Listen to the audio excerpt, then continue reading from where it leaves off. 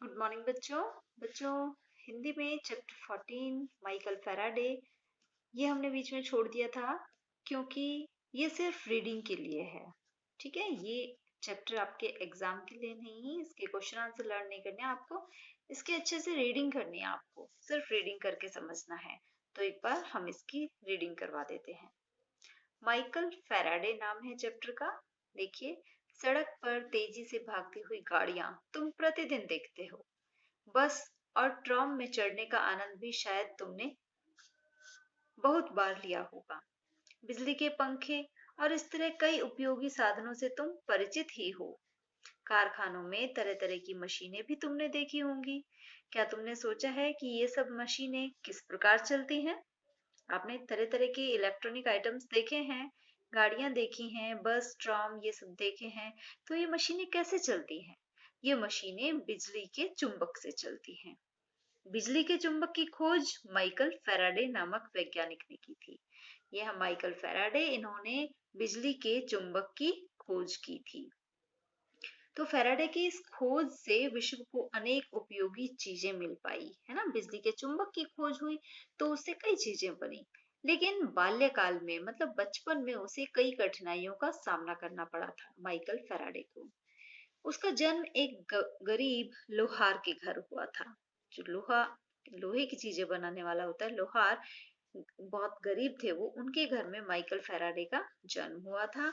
Michael 6 साल की आयु से पाठशाला जाने लगे थे। 6 साल के हो गए थे जब वो पाठशाला गए, पर उनके पास किताबें नहीं थी, इसलिए उन्हें बहुत परेशानी होती थी। लेकिन वह घबराया नहीं, मन लगाकर पढ़ता रहा माइकल फैराडे, और साथ ही अपने पिता के काम में हाथ भी बटाता रहा। इस प्रकार 7 साल बीत गए। अब माइकल कितने साल के हो गए थे? 13 साल के। परंतु गरीबी के कारण उसके पिता ने उसका स्कूल जाना बंद कर दिया। बेचारा माइकल मन मार कर रह गया, क्योंकि वो तो पढ़ना चाहते थे। पिता की आज्ञा के अनुसार उसने घरों में अखबार बांटना शुरू किया, जिससे कुछ पैसे आए, इनकम हो। कुछ दिनों बाद उसे एक जिल्द बनाने वाले के यहाँ नौकरी मिल गई। जिल्द चढ़ाते हैं ना, ये आप कवर चढ़वाते हो, ये यहाँ उन्हें नौकरी मिल गई थी। इस बहाने उसे किताब पढ़ने का अवसर भी प्राप्त होता रहा, क्योंकि उन्हें तो पढ़ने का शौक था। तो फैराडे परिश्रमी बालक था। वह अच्छी जिल्दें बांधता था, इसलिए उसका मालिक उससे बहुत खुश रहता था। यदि दुकान पर बिजली से संबंधित कोई किताब आती तो फैराडे उसे अवश्य पढ़ता, क्योंकि बिजली में उनका बहुत इंटरेस्ट था। एक दिन एक बूढ़े आदमी ने उसे एक ऐसी ही किताब में मग्न देखा कि अरे, कितने ध्यान से बच्चा किताब पढ़ रहा है। वह वृद्ध व्यक्ति स्वयं एक वैज्ञानिक था। इतने छोटे बालक को ऐसी कठिन किताब पढ़ते देखकर वह चकित रह गया। उसे पूछा, तुम कहाँ पढ़ते हो? मैं कहीं नहीं पढ़ता, मैं ये जिल्दें बांधता हूँ, माइकल ने उत्तर दिया। मुझे बिजली से संबंधित किताबें अच्छी लगती हैं। जानकारी बढ़ाने के लिए मैं ये किताब पढ़ रहा हूँ। वह वृद्ध व्यक्ति माइकल के उत्तर से खुश हुआ। उसने सलाह दी कि यदि तुम बिजली के बारे में जानकारी बढ़ाना चाहते हो तो सर हेम्फ्रे डेवी के भाषण सुना करो, उससे बड़ी जानकारी मिलेगी।